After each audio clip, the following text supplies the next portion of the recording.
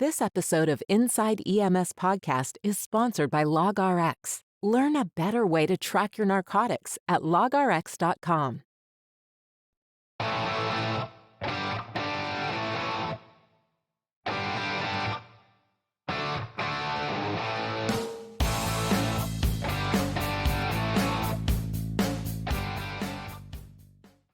Well, here it is. Once again, it's time to go inside EMS. I am your host, Chris Saballero, and with me always is the man of the hour, too sweet to be sour. The ladies know he's the man with the power, Kelly Grayson, KG.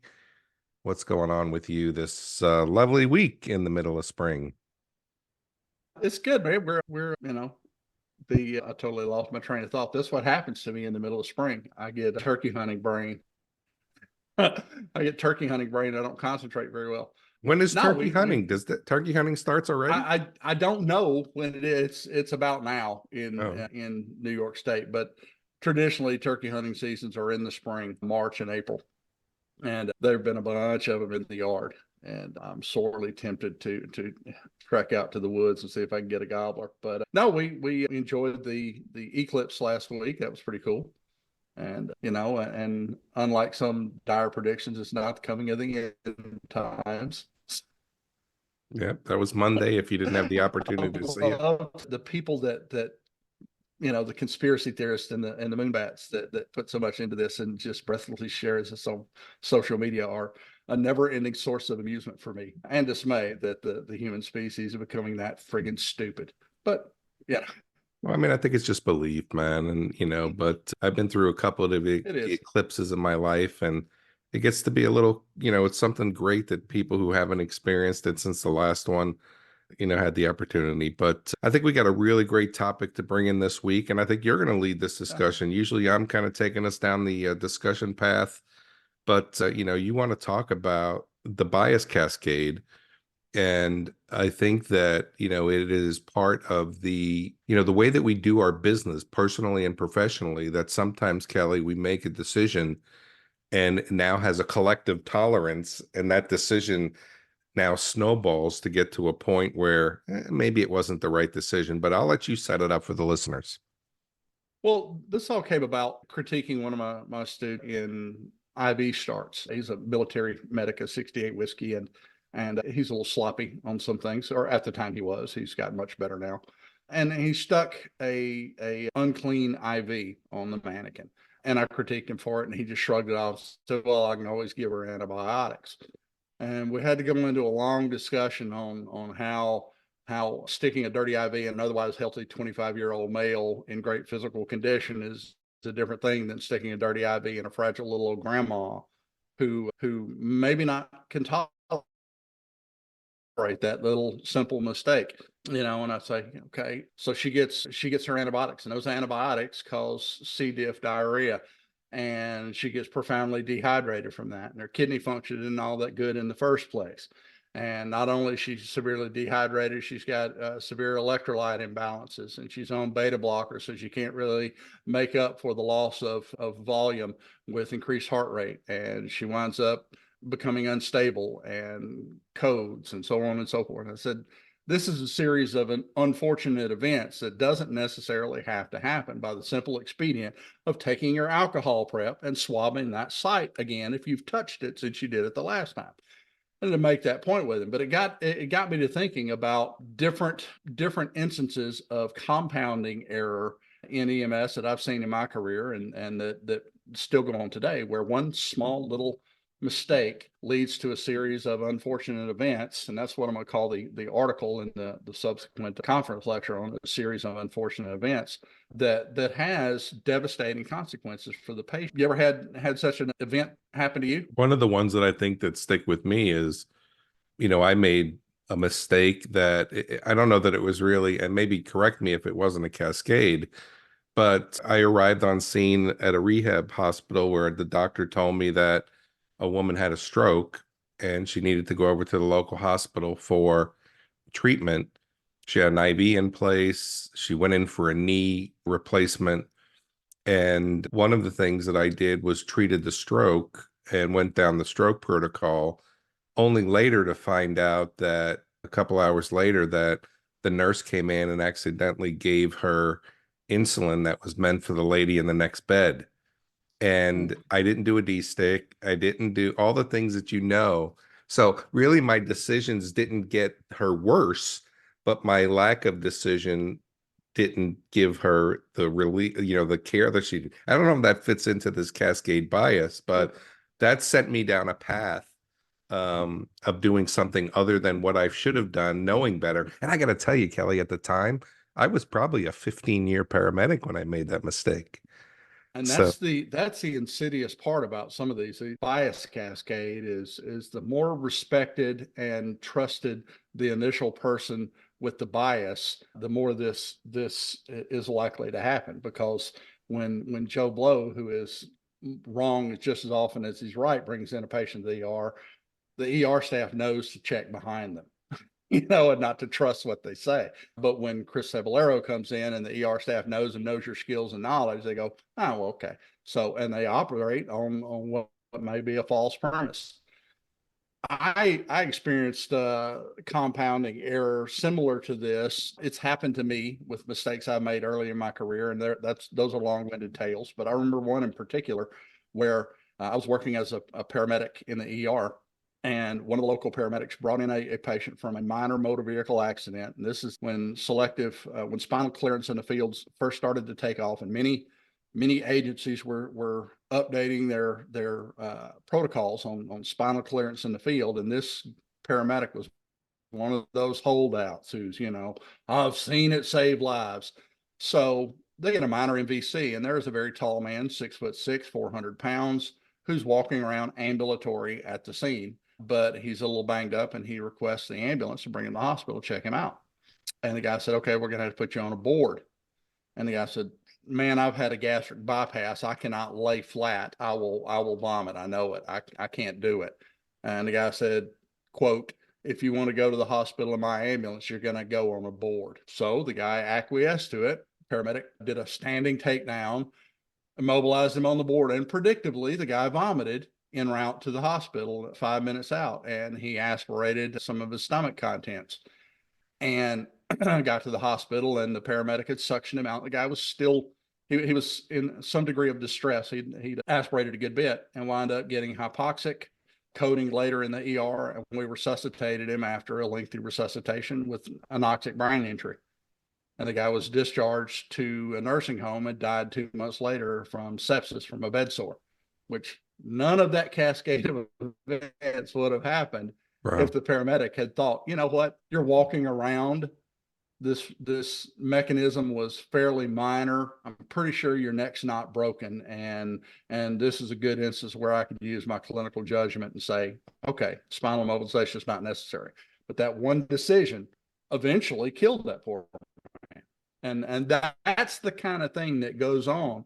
And sometimes we don't see the end results of it because we get such poor and limited feedback from the hospital once we brought the patient in. But this notion of compounding error and bias cascade is something that I think is kind of underappreciated in EMS, and we don't see the ramifications of it in many of our patients. So when we think about this, then, from your side, and this is really kind of a new area for me to, chat about. So I want to, take it from the side of picking your brain about what it means and how do we go against this? I mean, but sometimes we make decisions, and it's hard to quantify this. Sometimes we make decisions that we don't mean to do any harm, or we don't mean to do anything wrong. As you said, we're using our clinical judgment to flip a coin and say, this is where we're going to go, which may now send a cascade of events that get to the end. But we may not know when this is going on, Kelly, and we may not know that the decisions we're making may later on cause challenges. So how do we define this as far as saying, should I really do this? I wrote long ago that the more I learn and the better I get knowledge-wise as a paramedic, the more knowledge I gain, the less I am likely to do to a patient. The more I practice restraint. I don't understand that comment. The more I learn, the less I do. Okay, so basically I don't need to start an IV out, here, or I don't need to Okay. Yeah, yeah, or that sort of thing. Where CPAP and CHF exacerbation, acute pulmonary edema, and that thing. You remember back in the day, we would have tubed that patient right then, or sedated them and tubed them if necessary, because that was what we did. Yeah. Ignorant of the fact that 25% of these patients that we tubed wind up with ventilator associated pneumonia, cost the hospital, in addition to the cost of their care, which is usually far more than the reimbursement. They also get ventilator associated pneumonia, which is considered a never event under the Affordable Care Act. And that additional $50,000 of treatment is sunk costs to the hospital. And these patients are more likely to die, even if we intubated them correctly and smoothly the first time. So there's an example of these kind of things that we thought we were doing good, but we actually weren't. And it takes some coordination with the hospital and a robust QA and feedback mechanism and follow up on these patients that many EMS services, even in 2024, still don't have. You're old enough to remember when we gave sublingual procardia to stroke patients, right? And how many of us in EMS actually see that stroke patient after we drop him off at the hospital? None, never. Unless he's admitted, or he or she's admitted to a nursing home later, and you deal with the aftermath then. But we didn't realize how much we were compromising cerebral perfusion by lowering the blood pressure. Good. Hey, the blood pressure is high. It probably caused a stroke. We need to lower their blood pressure, ignorant of the physiology of it. And we didn't see the long-term effects. And that's just another example of it. And I had this conversation with a number of my paramedic students, because in this system up here, things haven't been good for a while. And in the North Country and in New York, massive staffing shortages, heavily volunteer, and the volunteers always have been the canary in the coal mine when it comes to staffing problems. And when you can't even get volunteers, things get even worse. They're a harbinger of things to come in the paid side of EMS. And as a result, because every agency is desperate to put meat in the seat, things go ignored and unnoticed that would not have flown in other agencies. And I keep saying, I'm continually amazed by some of the things I see happen up here. And I go, I hate to say, my old agency or where I'm from, this wouldn't work. I don't want to be that guy. But there are things that some medics get away with up here that would have gotten you fired on the first offense if that happened anywhere else in the country. And the insidious thing about it is most of these EMTs and paramedics, this is the only version of EMS they've ever experienced. They think that's just how it's supposed to be. So I had an engineer in the class, and we talked about tolerance stacking. If you're unfamiliar with tolerance stacking, it's in engineering. If math matters, and one small little error in tolerance can compound to the point where the machine fails because of all of these errors in tolerance that build on the next step in the process. And the analogy I painted for the students is, just because things have been crappy for a long, long time doesn't mean that crappy is the way it's supposed to be. And this is just another example of this cascade of compounding errors, where one small little mistake or one small little thing that you let go because you're shorthanded turns into eventually a culture that is just rotten to the core in some of these agencies. And now let's pause for a word from our sponsor. Designed and founded by EMS professionals, LogRx provides real-time accountability of all your narcotics from cradle to grave. Reach out today for a demo and download the app on the iTunes and Google Play stores. And coming soon, LogRx will also track your medical supplies, equipment, PPE, and even vehicle checks. For more information, visit logrx.com. That's LOGRX.com. Let's go to this psychology then. So you and I have debated on many, many occasions over our decade. Protocols are only guidelines, that we should be able to use our knowledge. We should be able to use our skills and ability to make the best decisions for the patient. So now when we start to think about this from a cascade or a bias cascade or cascade bias, whatever you want to call it, sometimes if we're going to make decisions, how do we now mitigate the fact of we may make a decision that now puts us down this cascade that, so it almost seems like a double-edged sword here. Don't just follow your protocols, do what's best for the patient. Oh my God, I did what's best for the patient and I wound up giving him an anoxic brain injury.